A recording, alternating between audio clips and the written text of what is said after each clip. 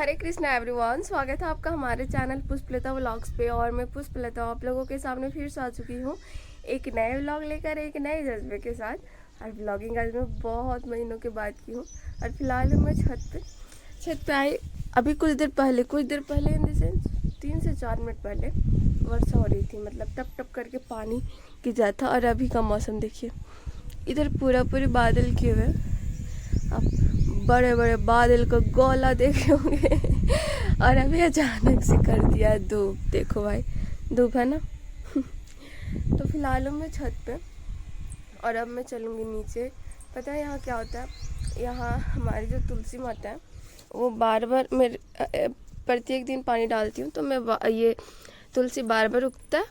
और हमारी जो बकरी वो आती है गलती से, जब भी खुल जाती है ना तो खा जाती है। और धूप काफ़ी है, तो चलिए चलते हैं नीचे। एक तो धूप में कौन ही रहेगा ऊपर।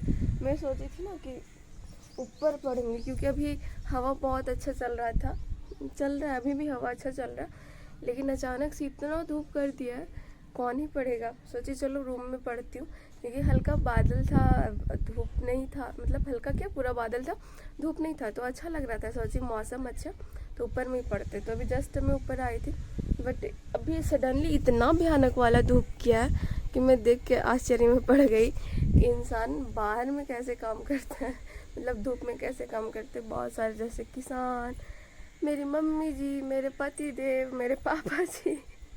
तो चलिए चलते हैं नीचे, उसके बाद मैं आप लोगों से मिलती हूँ। नहीं, पहले खाना खाऊंगी, उसके बाद मैं आप लोगों से मिलती हूँ स्टडी टेबल पे। सो यहाँ पे मेरा लगभग 2 घंटे का स्टडी कंप्लीट हो चुका है, और मेरा टॉपिक था भारत की जलवायु। तो मैं आपसे एक क्वेश्चन पूछती हूँ कि भारत के किन किन राज्यों से कर्क रेखा गुजरती है। कमेंट करके ज़रूर बताइएगा कि किन किन राज्यों से कर्क रेखा गुजरती है। अब एक चीज़ और मैं बताना चाहती हूँ, जो मुझे लगा कि इम्पॉर्टेंट है, तो आप लोगों को बता देना चाहिए। आप लोगों को पता होगा, अगर आप ज्योग्राफी पूरा पढ़े होंगे तो आप लोगों को पता होगा, कर्क रेखा और मकर रेखा के बीच में उष्णकटिबंधीय क्षेत्र पाया जाता है। कर्क रेखा और मकर रेखा के बीच में उष्णकटिबंधीय क्षेत्र पाया जाता है। तो आप एक चीज नोटिस कीजिए, कर्क रेखा तो भारत के बीचों बीच से गुजर रही है। तो कर्क रेखा का जो ऊपरी भाग है वो तो शीतोष्ण कटिबंधीय क्षेत्र में आना चाहिए। भारत का जो कर्क रेखा का ऊपरी भाग है वो तो शीतोष्ण कटिबंधीय क्षेत्र में आना चाहिए ना, मतलब उत्तरी भारत शीतोष्ण कटिबंधीय क्षेत्र में आना चाहिए। लेकिन सोचने वाली बात है ना कि वो हमारा जो पूरा भारत है वो उष्ण कटिबंधीय क्षेत्र में क्यों आता है। इसका रीजन भी मैं आप लोगों को बता देती हूँ। इसका सबसे बड़ा रीजन है हमारा हिमालय। अगर हमारा हिमालय नहीं होता ना, तो भारत का जो सबसे उपजाऊ भूमि अभी है ना, हरियाणा पंजाब, ये बस बर्फ से ढका होता। जो ध्रुवीय पवनें होती है ना, ठंडी ध्रुवीय पवनें होती है, वो पूरी भारत को, आधा भारत को पूरा बर्फ से ढक देता।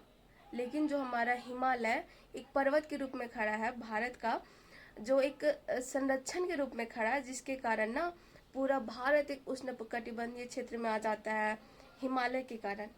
क्योंकि हिमालय जो ठंडी पवनें होती है वो भारत में प्रवेश नहीं करने देता है, जिसके कारण भारत का जलवायु अनुकूल रहता है, कृषि युक्त जलवायु रहता है। तो आई होप कि आप लोगों को ये चीज़ समझ में आ गया हो, क्या है नहीं है। तो चलिए थोड़ा चलते बाहर, क्योंकि 2 घंटे से स्टडी कर रही हूँ तो बैठे बैठे थोड़ा बोर लगता है।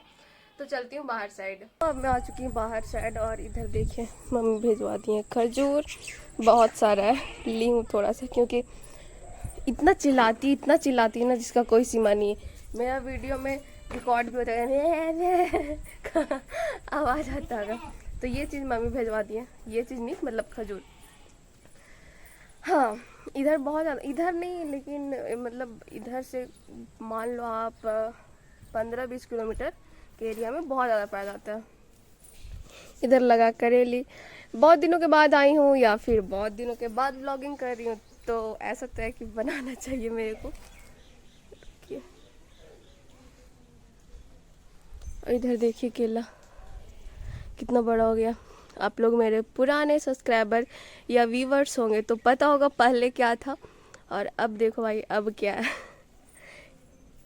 देख रहे हो कितना बड़ा हो गया, पापा देख के खुश हो जाएंगे। इधर बहुत सारा पपीता का पेड़ भी लगा हुआ है, उधर करेली फला हुआ, उधर एक गेंदा का फूल फला हुआ है।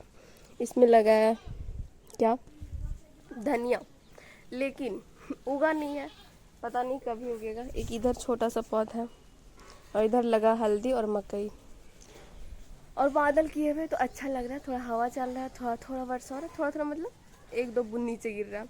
तो थोड़ा बहुत इधर रुकूंगी, उसके बाद चलूंगी मैं फिर से स्टडी रूम में, या फिर थोड़ा छत पे पढ़ूंगी। मैं बार बार आज सोच रही हूँ कि छत पे पढ़ूंगी, लेकिन बार बार मौसम, कभी ज़्यादा पानी गिरता है, पानी ज़्यादा गिरता ही नहीं है, कभी बहुत ज़्यादा धूप हो जाता है, कभी थोड़ा थोड़ा गिरता है, तो पढ़ ही नहीं पाती हूँ। तो चलिए आप हमारे ब्लॉग में कंटिन्यू बने रहें। सो अब मैं आ चुकी हूँ छत पे और अब टाइमिंग हो चुका है मेरा स्टडी करने का। तो चलिए पहले स्टडी कर लेते हैं। अभी क्लास होगा इकोनॉमिक्स का। न्यू बैच परचेज की हूँ अबर में, प्रहार का, पीडब्ल्यू का 2026 का। एक चीज़ मैं आपको बता देती हूँ, मैं खुद का एक्सपीरियंस से बताती हूँ कि पहले भी मैं 2 साल रह चुकी हूँ। संकल्प बैच का 2 साल का ड्यूरेशन था उसमें शायद। तो 2 साल मैं पहले भी संकल्प बैच में पढ़ी हूँ पीडब्ल्यू से। अब मैं न्यू बैच परचेज की प्रहार। मैं एक चीज़ आपको गारंटी दे सकती हूँ ना कि ऐसा मत सोचिएगा कि मैं प्रचार वगैरह कर रही हूँ, बस मैं एक अच्छे विद्यार्थी के तौर पे बता रही हूँ और एक अच्छे गाइडेंस आपको मिल जाए कि सच में आपको परचेज करना चाहिए या नहीं। आप थोड़ा सा भी आपका बेसिक मजबूत होना, या फिर आप थोड़ा सा एनसीईआरटी लेवल का पढ़ चुके हो, तो आपको बहुत अच्छे तरीके से समझ में आ जाएगा। पीडब्ल्यू में बहुत अच्छे पढ़ाते हैं, सारे जो टीचर है ना वो बहुत अच्छे पढ़ाते हैं। मुझे नहीं पता कि दिल्ली वगैरह में कैसा स्टडी होता है, ऑफलाइन बेस में कैसा स्टडी होता है, लेकिन मैं ये बोल सकती हूँ कि इस ऑनलाइन बेस में ना ऑफलाइन जैसा फील होता है। मतलब पढ़ाई बहुत अच्छा होता है, समझ में बहुत अच्छे तरीके से आता है, कॉन्सेप्ट बहुत क्लियर होता है। और कोई भी टॉपिक, मैं ये चीज़ हमेशा से नोटिस की हूँ, कोई भी टॉपिक 2 से 3 बार ज़रूर समझाया जाता है। बहुत सारा ऐसा कोचिंग होता है कि एक बार चलो समझा दिए बात ख़त्म, लेकिन यहाँ ऐसा नहीं होता, क्योंकि मेरे को बहुत अच्छा लगता है। क्योंकि इसीलिए मैं पहले भी संकल्प बैच परचेज की थी। अब मैं लगता है 1 मंथ नहीं, 2 महीने हो चुके हैं प्रहार अबर में बैच परचेज की।